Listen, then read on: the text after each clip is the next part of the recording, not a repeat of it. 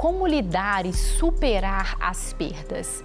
Simone Lacerda sofreu o impacto brusco de um luto com a perda da irmã grávida de 6 semanas. O caminho para reorganizar as emoções que ela e a sua família estão trilhando é o que você vai ver no programa Você é um Bom Motivo para Viver a partir de agora.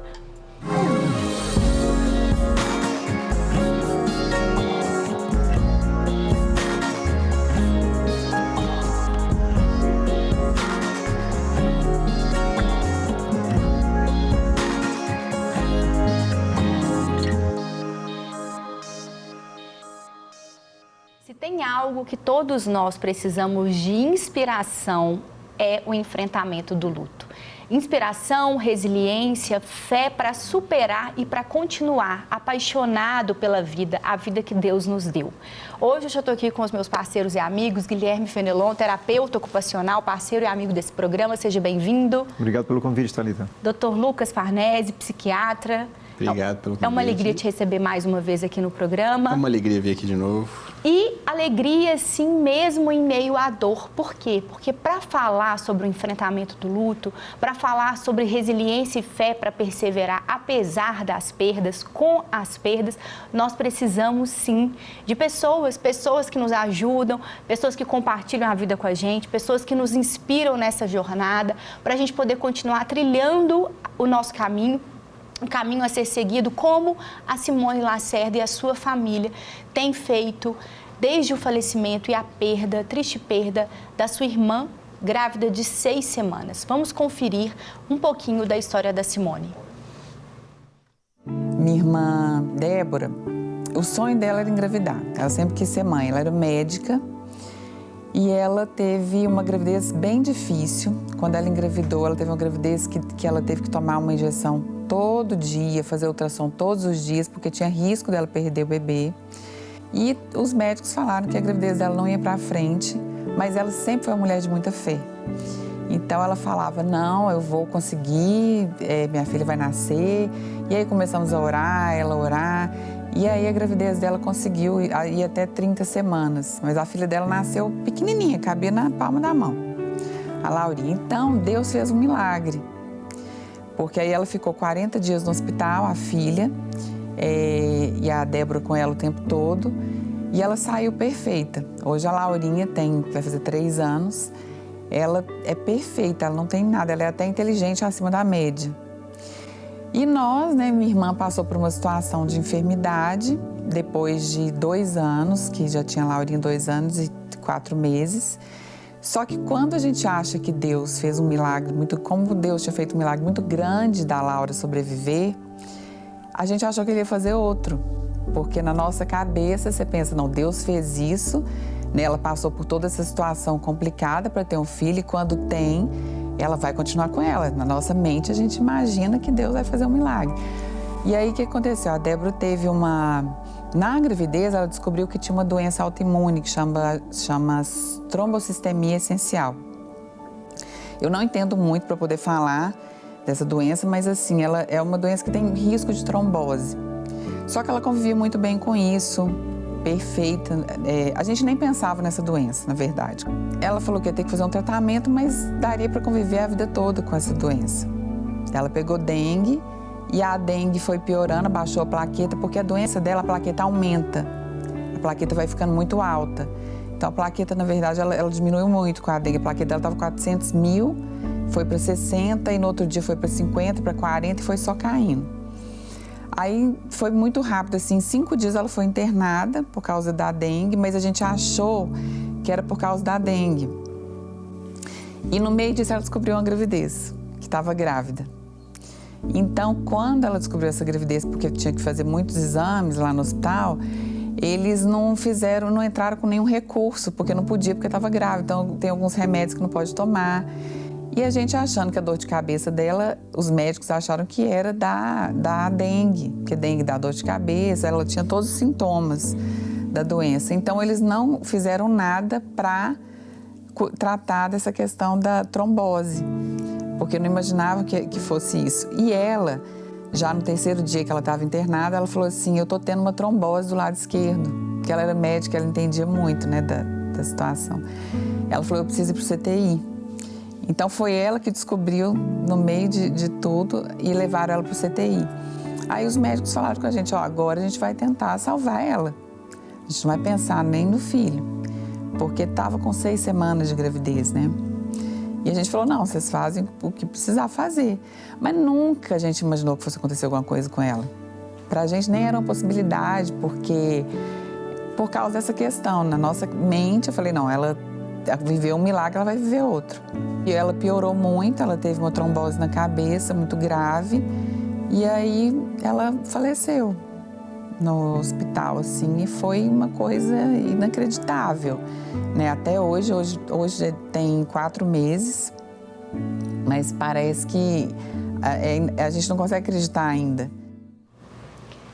Antes da gente continuar, eu quero deixar o meu beijo, meu abraço, meu carinho para Simone, querida, tão querida, uma mulher nobre e que ao longo desses meses que a gente acompanha, né, hoje, como a gente sempre fala aqui, as redes sociais, elas têm a parte boa, né, de você poder acompanhar as pessoas, ver como elas estão, né, no processo dela, e ela continua sendo essa mulher nobre que inspira outras mulheres, que encoraja, não só através da sua profissão, mas através também do seu testemunho. Então, eu quero, antes, né, da gente continuar, agradecer você por ter compartilhado a sua história com a gente, a da sua família, e num tema tão importante que é o enfrentamento do luto, que tantas pessoas já passaram, ou podem estar nos assistindo agora e passando por isso, né? A experiência ela é única, cada família tem a sua história, como a Simone disse ali, algo que parecia totalmente improvável de acontecer até hoje, né? Meses depois, eles continuam ainda, né? É comum esse sentimento de tipo, o que aconteceu? A gente fica meio aéreo ainda. O que isso vocês podem dizer pra gente? Thalita, todas as vezes que a gente encontra a questão da morte da finitude, é inevitável que muitos dos nossos conteúdos são manifestos internamente, porque a morte ainda é algo que é uma surpresa para a gente, que é inesperado, que é aquilo que a gente não sabe, aquilo que a gente não dá conta, que é mistério. Então, todas as vezes que a gente lidar com essa temática da morte, algumas coisas vão se manifestar inevitavelmente. E tem algumas coisas que atenuam, outras coisas que agravam. Muito importante a gente estar atento quando ela diz que, poxa vida, se Deus operou um milagre de uma vez, a gente espera que Ele faça de novo.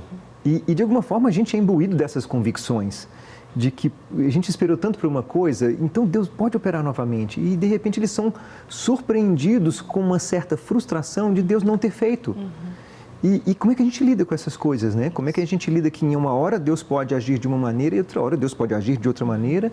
E como que a gente entende isso e equilibra a nossa própria condição de fé, por entender que eventualmente não vai acontecer como eu gostaria que fosse? Elementos surpresas surgem quando ela coloca, por exemplo, quanto é inesperado você chegar dentro de uma condição clínica no hospital e estar acontecendo uma outra condição que ninguém estava nem sabendo do que era, e o desfecho era muito diferente daquilo que era o esperado. Todas as condições desse inesperado pioram muito, agravam muito essas condições da gente emocionais para lidar com isso posteriormente. Mas uma coisa que é sempre fato, quanto melhor estivermos na nossa própria saúde, melhor eu lido com qualquer enfrentamento, inclusive o luto. Isso. Inclusive o luto. Isso. Vocês que acompanham aqui, que estão comigo aqui como parceiros e amigos do programa já há mais tempo, e quem nos acompanha, já segue o programa Você é um Bom Motivo para Viver há mais tempo, sabe que tem 5 anos que eu perdi a minha irmã de uma forma muito súbita, muito brusca, aos 37 anos de idade. E, inclusive, esse programa, esse nome, essa história do programa de tratar sobre uma saúde integral, corpo, alma e espírito, veio da minha experiência pós-luto. Foi algo que nasceu a partir disso, porque naquela época eu desencadeei a síndrome do pânico, processo de ansiedade, depressão, e num setembro amarelo me veio essa frase, você é um bom motivo para viver. 1 ano depois, a Rede Super abriu essa oportunidade para que se tornasse um programa e que hoje, já há 4 anos, tivesse aí comunicando, contando, compartilhando com as pessoas. Então, a gente vê que essas histórias, por mais bruscas que elas sejam, por mais inesperadas, ainda mais, é sempre inesperado, é sempre uma surpresa, mas quando a pessoa é muito jovem, ou criança, ou adolescente, aí que o susto é maior ainda. Mas que é importante a gente trazer essas histórias para trazer também essa esperança de que é possível recomeçar, se reorganizar. Claro, óbvio, cada um a seu tempo, cada processo, a gente vai falar um pouquinho sobre isso, mas antes eu queria que nós ouvíssemos um pouco mais da Simone sobre o processo da família na adaptação pós-luto.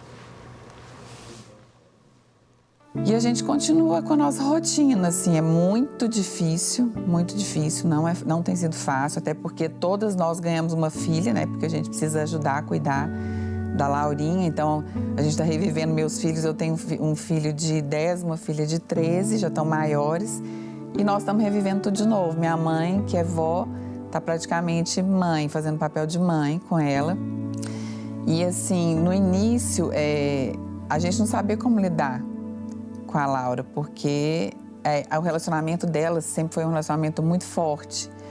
E as pessoas, até médico mesmo, falou assim, não, com 2 meses, quando der 2 meses do falecimento da sua irmã, ela não vai lembrar mais. Só que não foi isso que aconteceu, né? Tem 4 meses e a Laurinha, ela pergunta da minha irmã, ainda até hoje. Tem noites que ela acorda perguntando. Porque ela vê, né, mãe, ela é muito pequena, mas ela é muito inteligente, ela vê a gente, mãe com filha, ela só vê ela com o pai, então ela sempre pergunta. Mas agora ela está começando a reagir melhor, porque ela é uma menina que é cercada de muito amor pela nossa família, por todo mundo, pelas tias, pela minha mãe. Claro que nada substitui o amor de mãe, mas eu falo que ela foi muito bem acolhida, né, e isso tem ajudado muito.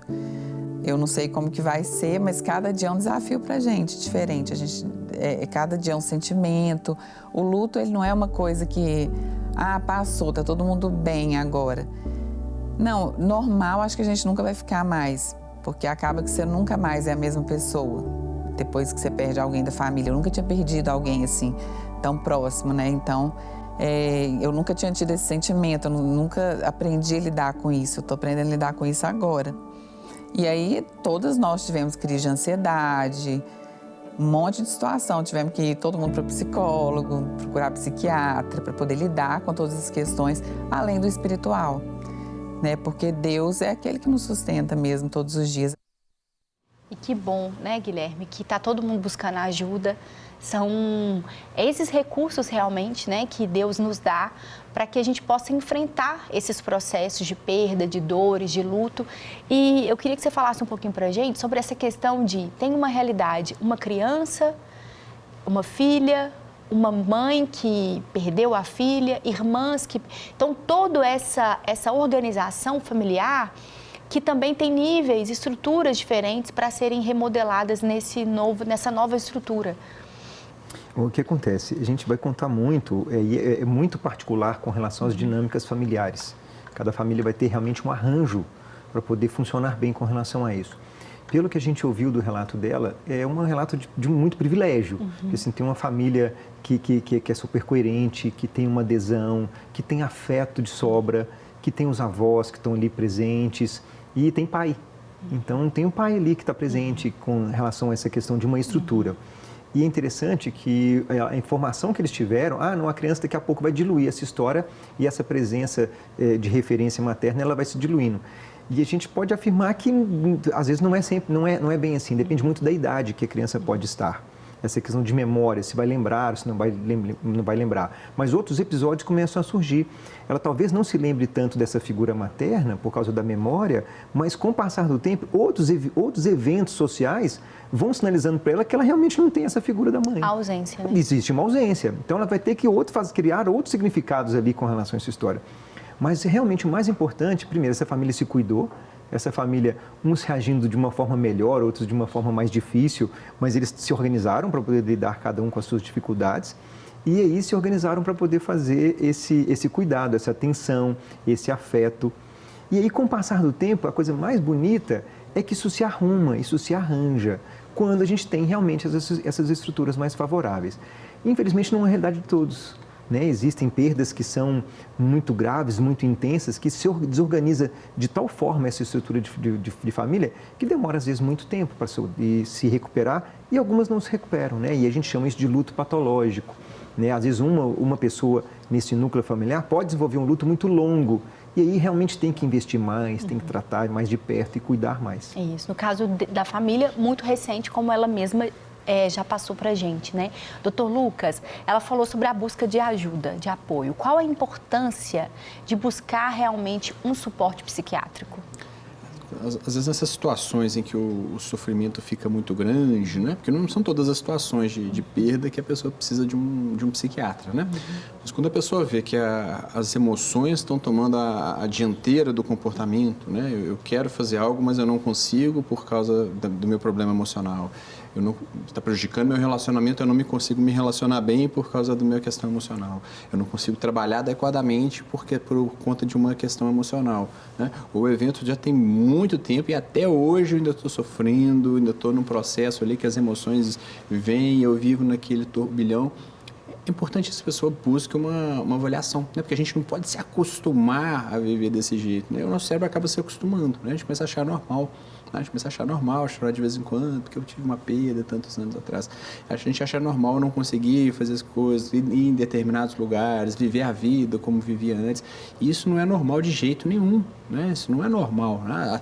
A gente tem um período do entristecimento, né? Que a gente fica mal, só que a gente tem que voltar, né? A vida tem que continuar, a gente tem outras pessoas que dependem da gente, a gente tem outras situações, a gente tem outros afazeres, e a vida tem que continuar. Eu posso lembrar, eu posso sentir saudade, eu posso dar uma chorada em determinados momentos, datas mais específicas. Isso não é um problema, né? O problema é a paralisia, né? O prejuízo funcional, né? É o sofrimento intenso e recorrente, né? Que me prejudica, que traz vários prejuízos. E isso é importante buscar uma avaliação, né? E às vezes as pessoas não buscam uma avaliação porque, eu não sei se é caso de eu procurar desse jeito, eu não sei se é normal, eu não sei se precisa.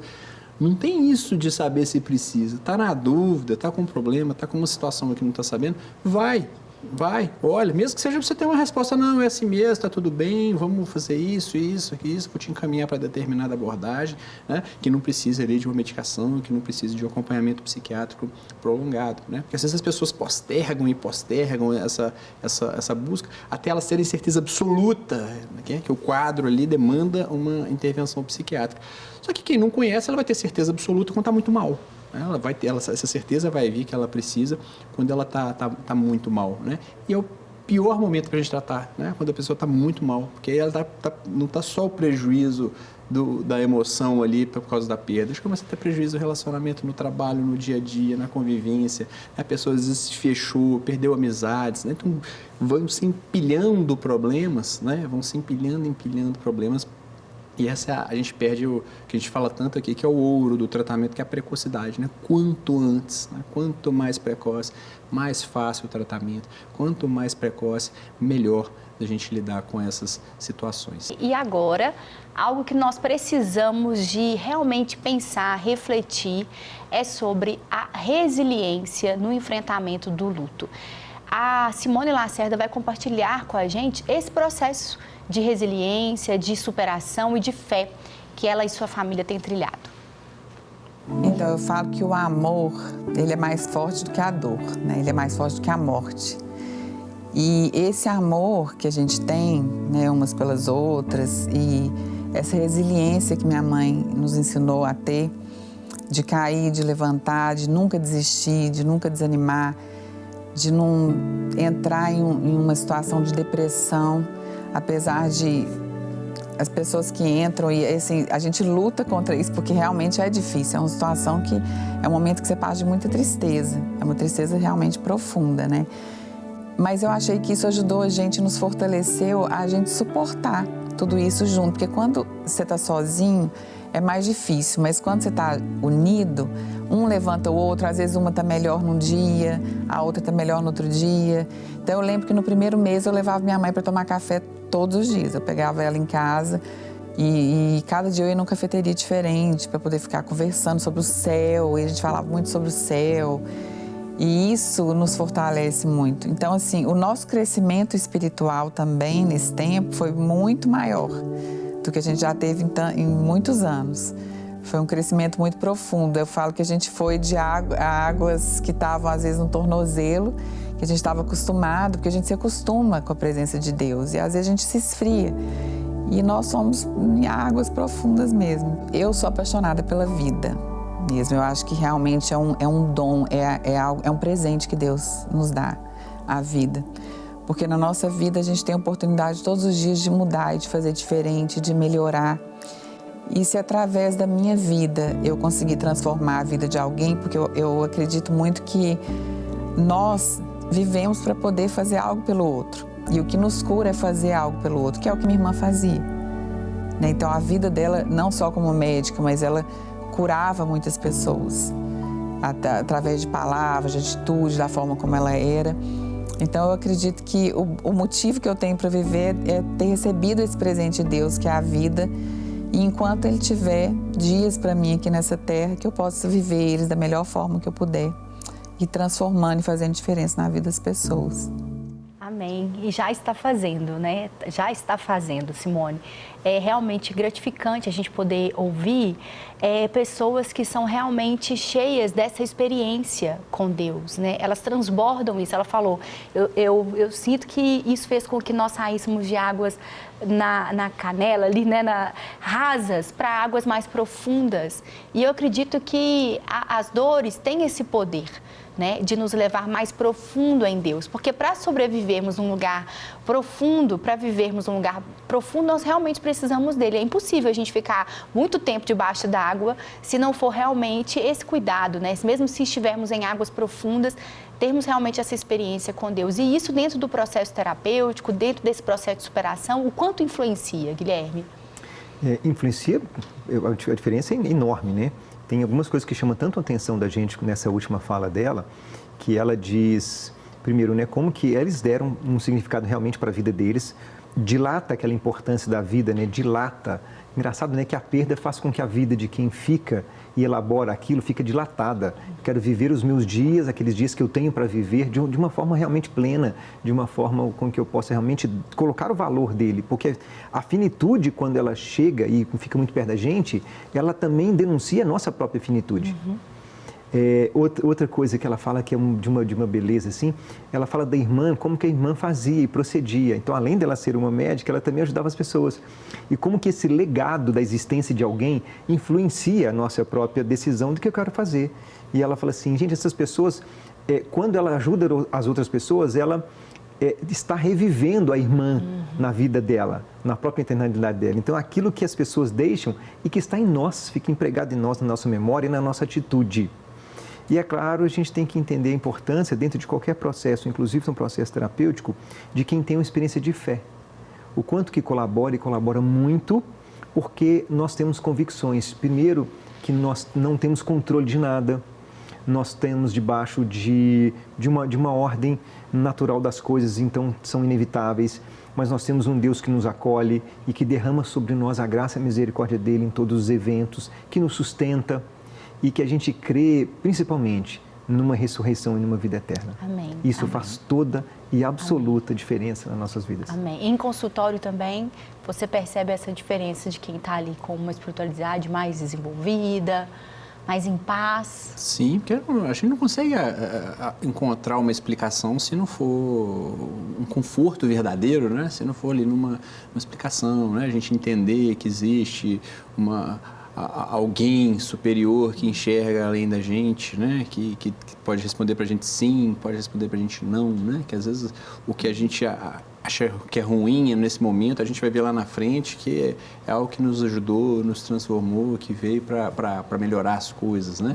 É onde a gente pode buscar assim, uma explicação, um conforto verdadeiro, né? Uma explicação no sentido que a gente vai entender, né?